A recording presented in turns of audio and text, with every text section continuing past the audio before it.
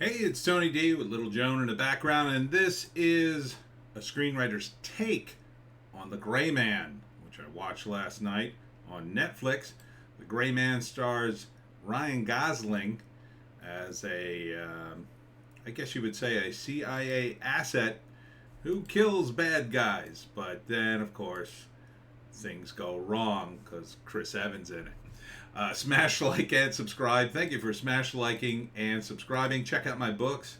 Links in the description. Comedy horror in South Jersey. It's what? It's the Pineys. Books 1 through 9. Available at Amazon.com. Billy Bob Thornton's also in it, and Chris Evans. Chris Evans actually is pretty good in this, I'll say. He plays Lloyd, a psychotic a-hole who's assigned to kill Ryan Gosling. And Billy Bob is his mentor. Um, so it's got a good premise and a good start. And this is from the Russo brothers, the guys who did so much good work on the Avengers movies. And it starts strong, and it's strong for most of the movie. And to give you my non-spoiler review, I think it kind of dies a little bit at the end, to be honest. I mean, all the way up until the end, it's fun. It's a lot of fun, crazy stunts. The character's fun. Everybody gives good performances. Anna de Armas is in it as a CIA operative, and she's hot, but they don't, it's not. There's no big romance there. She's just doing her thing. She's really good in this, actually. Everybody's really good. I think the only thing that, if I have to nitpick, I mean, I would recommend the movie, but just understand that the ending is a little like, really, because it has, it's ending like a franchise ending, so they could do another one, which is fine. I could see another movie with this character.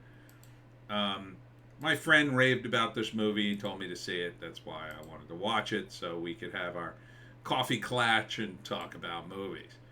But ultimately, I think the movie is pretty flawed, as opposed to some of the Avengers movies, which have stronger endings. Now, one could argue that the endings in the Avengers movies are sort of blunted or adjusted by the fact that um, it's comic booky and they're supposed to continue on. Whereas this, there's a few things that happen. It's just like that doesn't seem realistic. It starts out very realistically, for the most part. I mean, for CIA type spy movies. But as the movie progresses, it kind of gets more and more ridiculous, and then the ending's kind of. And when I say ending, I don't even mean the third act. I mean the denouement. The last, literally the last 10 minutes of the film. You're just kind of like, at least for me. But beyond that, it's a fun movie to watch. You'll be 95% there, and then I think you could forgive the last 5%. But my friend compared it a lot to 007. It's got a lot of those trappings. But there are some problems with it. All right, so that concludes my non-spoiler review. So if you want to watch this movie, it's on Netflix now. If you got Netflix, it ain't gonna cost you any more. So go watch it. I say watch it. I say it's fun if you like stunts, and Ryan Gosling doesn't talk much. So his character, I thought he's okay. He's not super engaging. His performance doesn't make it engaging. It's the plotting of his character that does make it engaging, because he has kind of a cool backstory. Billy Bob Thornton's okay, just doing his thing. Chris Evans eats up the scenery, which is, for his character, works. Anna de Armas, looking hot, doing hot girl things, but fighting a lot, but not unrealistically fighting, I'll say. I mean, it gets unrealistic as the movie progresses, but like they're big stunts and big set pieces, and I'm fine with that. So, all right, non-spoiler concluded. Now get into the spoilers. So let's break it down. The first act is the intro of how Ryan Gosling's character becomes a CIA asset.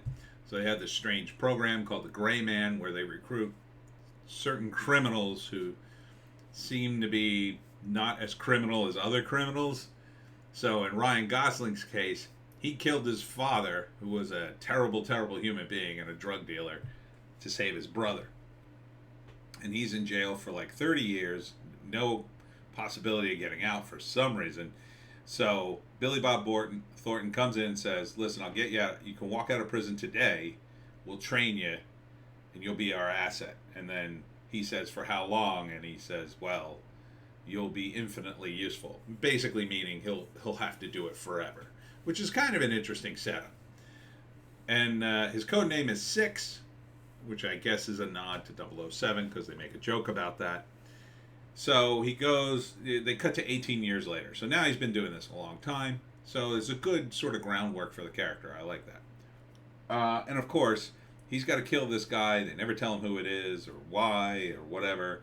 But it turns out he's 4, and he was trying to expose the CIA for the current head of the CIA or the group or whatever you want to call it.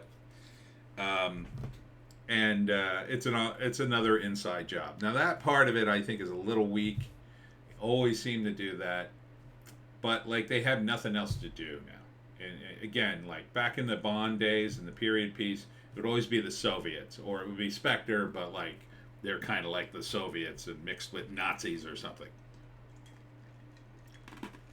So Ryan kills the guy, but the guy gives him this thing. But of course, the CIA is watching, and they're like, well, give us the thing. We know you have it.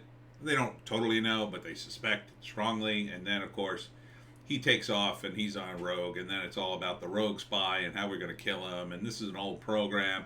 Billy Bob Thornton's already retired, and blah, blah, blah. So that's the first act, essentially. Set up like he's rogue agent already.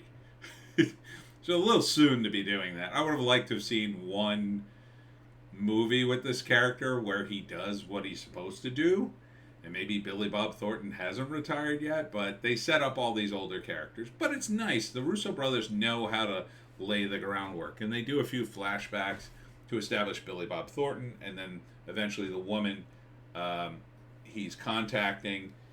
But they get into this pattern of everybody sacrificing themselves, right? So the woman sacrifices herself somewhere in the second act, and then Billy Bob in the third act, and Lloyd is just crazy, but they use him anyway for some reason. I don't really get Lloyd's whole thing.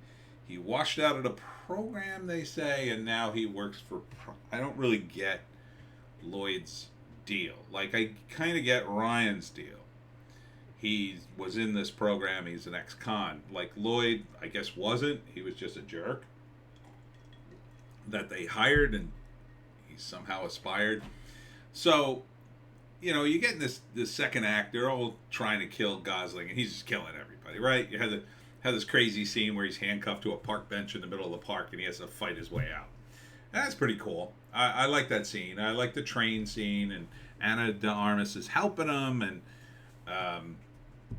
all that makes sense, and he goes from thing to thing to thing to try to expose this guy. And then you get the climax of the movie, of course, where he's trying to save Billy Bob Thornton and his niece, and Billy Bob sacrifices himself, he saves the niece, essentially, and then he gets into a fight with Lloyd, where he essentially wins, and just as he's about to, I don't know, knock him out or kill him, then in steps the second command of the real bad guy here, right? And she shoots him and then says, "Oh, you're gonna." Then she shoots Ryan, not fatally, kills Lloyd, but shoots Ryan to hobble him, and then says, "Oh, you're gonna come back into the fold, and we're gonna use you, and you're gonna back up my story." And that's how she's gonna get out of this big mess Lloyd created for her. I don't think they needed to do that, and that's where it gets bogged down. Okay, so then at first you're looking at like, oh, I guess Ryan Gosling has to go back to being the CIA asset and basically their slave forever. You'd think these guys would at least lie to him and say, oh, in 20 years we'll cut you loose, and then you know they're not going to do that. Anyhow, he goes to the military hospital, and then had this weird ending where at the end they go to visit him in the military hospital, and of course the moment they say that I realize, oh, he's not going to be there. And they keep the girl hostage, like they're going to keep her in a hostage situation forever to keep Ryan Reynolds or Ryan Gosling killing people.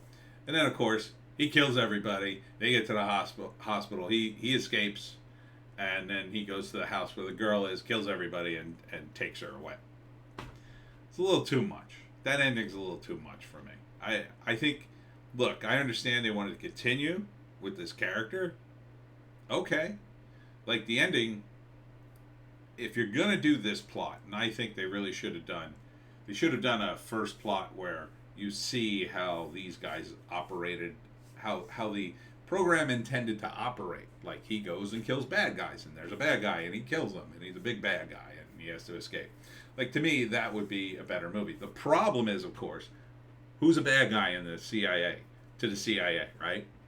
I mean, who's a big enough bad guy that Bond can take on? Again, this is a problem with the Bond films.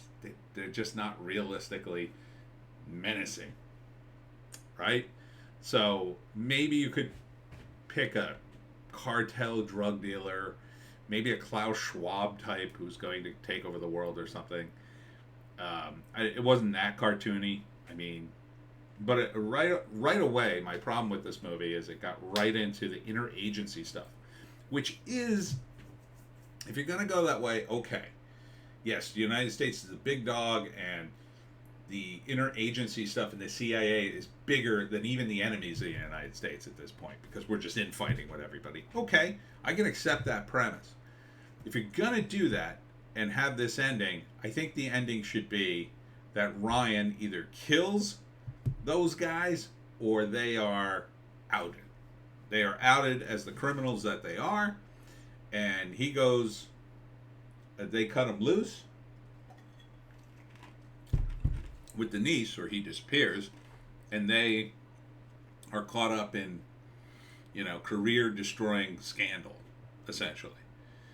And then you could sort of end it there, not really giving us the resolution to that, right? So those guys could still be around, maybe, but they don't have the power they once had. And then for the next movie, you introduce the bigger guy, who's even more ruthless, and he brings those guys back. Because that's kind of how it works in these big career government things, right? If you got they say a rabbi or a protector, even though you get demoted, like they're in some field station in the middle of nowhere. Or you could use those actors, those characters, as, the guys who have to hunt Ryan Gosling down to clean up their mess or something like that. It just, the ending is so like, okay, Ryan Gosling can just kill anybody at any time. There's also a ridiculous scene with Ana de Armas basically running right out of mansion, firing this gun and blowing up things, and people are shooting at her and they can't hit her, which is pretty ridiculous. It's kind of a bad plan. And the plan starts with Ryan just showing up and two guards getting taken out by those two, and then them stealing their weapons. And then these two guards are totally overly armed, which is how they get all the weapons to basically take down the entire mansion full of mercenaries. It just doesn't make any sense. It was a little over the top in that respect. And even the scene in the middle of Prague, which is a fun scene. I enjoyed watching the scene. It just escalated beyond any common sense, right? So you have mercenaries just keep showing up to kill Ryan Gosling, and he's so good at his job. Like, they literally have a van with cannons in it to blow up police cars just in case they get in the way. It doesn't make any sense. Why wouldn't you just blow up Ryan Gosling at that point? Why wouldn't you just turn that thing around and go, kaboomo? It could have been more clever, is what I'm saying. I enjoyed the scene regardless, but I think the Russos, it didn't feel like they really did a lot of research in this. And I wanted something a little more grounded from them in this respect. Now, if you look at it kind of comparatively to the Avengers, and it's just going to be a fun, crazy movie with Ryan Gosling killing guys, it's not bad. I mean, again, I enjoyed it. The stunt work was great. The train scene's fun. Um, you have just an endless stream of bad guys, again, apparently. But, the whole thing hinges on this crazy guy, Lloyd, who has to clean up the problems for the CIA, which leads you to believe how incompetent these guys are to begin with. How do they even function against America's enemies because they're that incompetent? You know what I mean? So I think what these movies are desperately searching for is a villain. And there is a villain. And it's called the Communist Party of China. But Hollywood is so PC, I think, they're afraid to do that. Because then it would be like, oh, you're saying all Chinese people are bad, and oh, the Chinese will never show this movie. No. Chinese nationals under the Communist Party certainly would be enemy agents. You could even throw in the Russians now, because they're pretty pissed at us. There's still a few other countries, the North Koreans, beyond that, Iranians, and a handful of other countries, factions within other countries, even some of our own allies, people who they've got their own things. I mean, that to me is better. They threw in this Tamil guy who was interesting, and I get kind of why they did that, to appeal to my Indian bros out there. And he was great, and that was a fun scene, but it was weird. It was weird how it played. And then, this is like late in the second act, the Indian guy who gets the MacGuffin hands it over to Anna Damaris and just says, these people have no honor, I'm out. Like, oh, okay. After a big fight scene with him, after a second fight scene with him, after they tried to kill him. It's a little weird in that way. But I liked that they kept a couple of guys around. At least they didn't kill him. At least there's the Russos recognize there's a little more of a leeway here, and that's what was missing from the Bond movies for a long time. This idea that there's some villains that are kind of in between. Yeah, they try to kill Bond, but then maybe they don't because they kind of respect him, or they kind of don't respect the villains. You know what I mean? So they're mixing it up. I think the Russos can make an entertaining movie. It's just that when you boil it down, I think the ending, and I'm big on endings, this ending could have been a lot stronger. I think the ending needed to be the big baddies, at the very least, get broken. They're because they were just too out of control and too incompetent to continue to be in charge. Lloyd made a mess of things. I don't think it was necessary, if they were smart characters, to even shoot Ryan Gosling at the end. I think it was necessary to shoot Chris Evans because his Lloyd character was so out of control. You needed to kill him. You needed to just kill him and end that whole reign. And they had built up to that. But I think shooting Ryan and then putting him in the hospital and then he gets out, I think it was too much. I think you could have had a less... I think they were going for this spectacular fight ending, and it was kind of undermined by the fact you don't even see it. Because at the end, it's like the girl waiting for him in the hostage house or whatever, and then she hears all the fighting and the killing, and then Ryan shows up again. It was weird. It was weird in that way. A little too cartoony, a little too, more like comic booky. Even Archer had more realistic fight scenes a lot of times than some of this. But again, I did really enjoy myself. So up until that point, now would I see a sequel? I don't know. See, that's the downside of this ending. What is Ryan now? He's a man on a run with a young girl. He's killed dozens of people. How the hell is he going to live?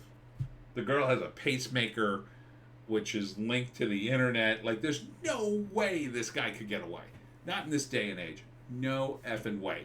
he would be hunted down and thrown in prison forever, or killed. Either way. And you can't have these psychotic killers who just they kill people on a whim. Oh, but Ryan Gosling, no. We have to catch up to him to kill him. Like, blow him up if you want to kill him. Like, blow up his car. You had no problem killing a bunch of civilians along this route. I mean, so many. The body count in this movie is high. The body count is very high. And now, with Billy Bob Thornton dead, what protection does this character have? None. Zero. He has zero protection. So, I think the ending is weak. But that being said, it was a fun movie to watch. So, Russo brothers, worth watching. Always worth watching. Entertaining me at least. By the time the movie fell apart, I was like, well, the movie's over. So thank you, Russos. And so that's my evaluation of it. Tell me what you think in the comments. That's it for me, Tony G and Little Joan, sleeping off her traumatic haircut in the background. Check us out on Odysee, Bitchute, and Rumble. Please do. Please register at one of those sites because I'm hearing rumblings that YouTube are gonna ban a bunch of people again, and I'd probably be on the chopping block. You know me. I can't keep my mouth shut about anything. And we'll see you in the next one.